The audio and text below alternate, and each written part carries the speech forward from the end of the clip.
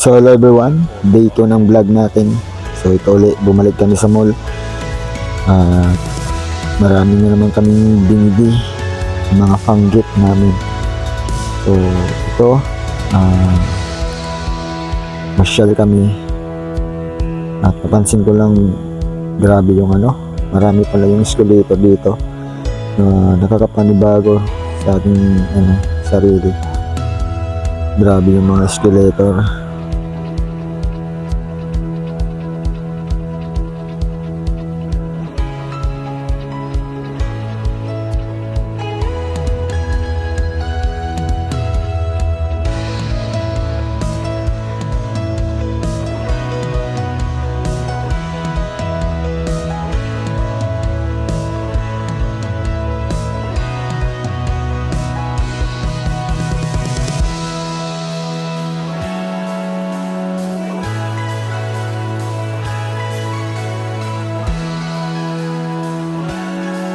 So dito naman ay sumakay na naman ako ulit ng elevator. So grabing experience, no? Na makasakay ulit ng elevator.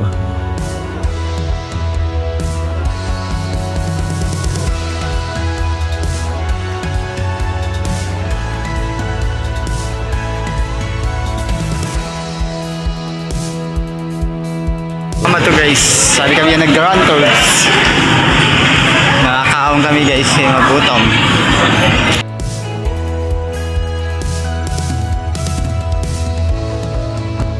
At sa video naman ito ay naghahanap kayo ng masasakyan upang pumunta sa isang mall.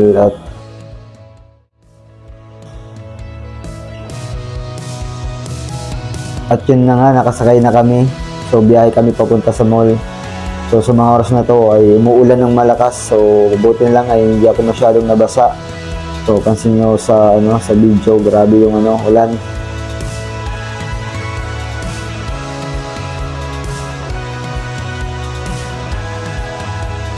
At sa video naman na to ay kumain kami kasi naabutan na kami ng gutom. So kain tayo guys. So ang ulam natin ay manok. Puro na lang manok yung natin ulam. At yun na nga ay nakarating na kami sa isang mall na aming gustong puntahan. At dito ay namasyal kami at tingin-tingin ng mga bagay na mabibili namin o magugustuhan namin para sa mga gift na ipamimigay namin. At dito mapapansin nyo guys, grabe, ang dami ring mga escalator namin nasakyan. So ito, papunta kami sa second floor. At dyan mapapansin nyo, grabe, ilang beses na kaming pasakay-sakay ng mga escalator. So ikaw na lang talaga yung aayaw. So pansin nyo naman kung anong loob o gaano kalawak ang mall na pinasukan namin dito sa Tacloban. Grabe ang lawak. So yan, so escalator na naman. Yan, naakyat na naman kami papunta sa 4th floor.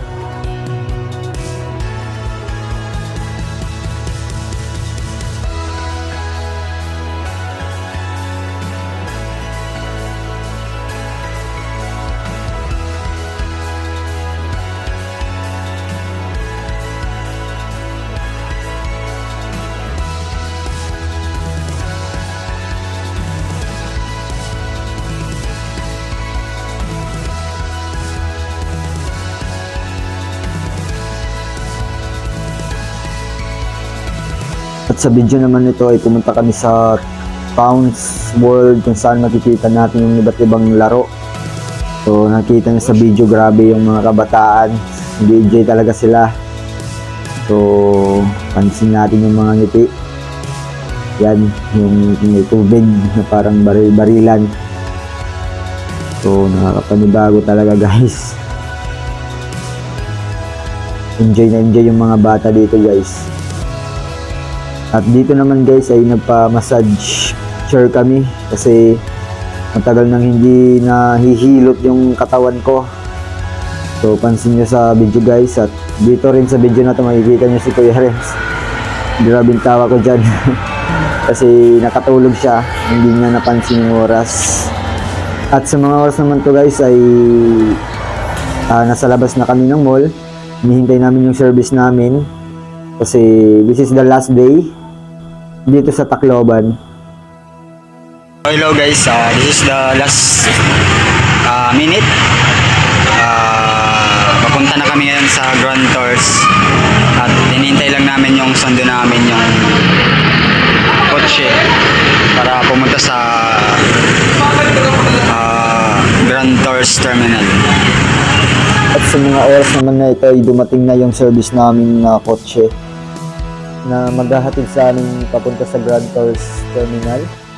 So, pansin nyo sa video guys ay sasakay na kami. This is the last day sa Tacloban. So, grabe yung experience ko. So, salamat sa mga experience na naranasan ko. This is my first time na mamasyal ulit dito sa Tacloban kasi sa simula pa lang hindi ko na matandaan, bata pa ako noon na pinadalhan ako ng ring sponsor at nagpa-check up kami dito sa Tacloban. Bata pa ako noon, hindi ko na alam dumaan na yung Yolanda. So ngayon lang ulit nakabalik sa mamasyal kung saan more experience na naman ng aking naranasan. So praise God.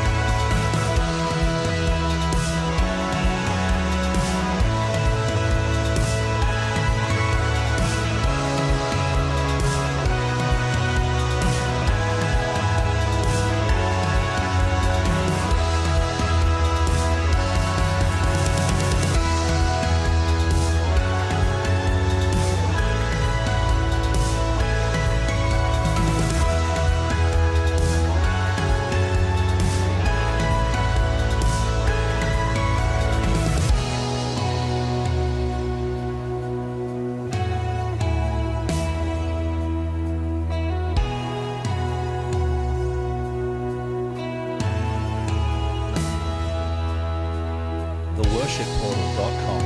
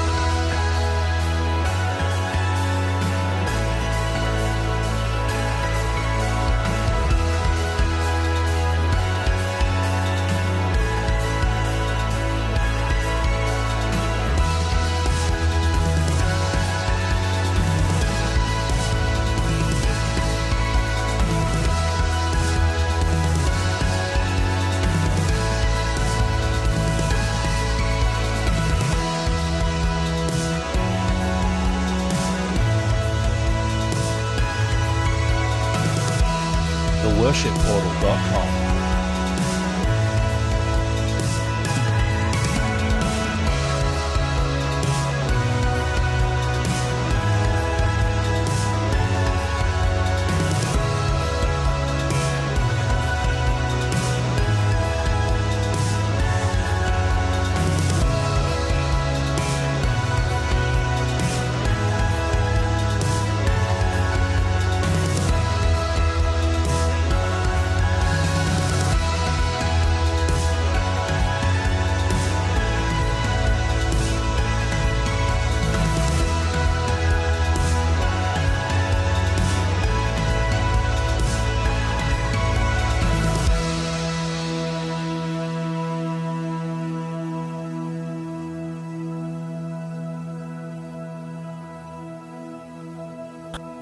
At sa video naman na ito ay nakarating na kami sa Red Cars Terminal.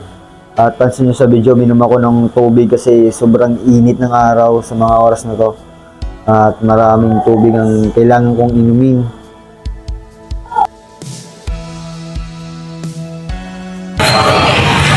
Uwi na kami sa Katbalogan guys. Bumibili lang kami ng ticket at maya-maya lang ay sasakay na kami. So this is the last minute dito sa Tacloban. I'm so thankful talaga sa mga experience ko ngayon. First time ko talaga makapunta dito na mag-shopping kasama si Kuya Renz at si Ate Tuwing.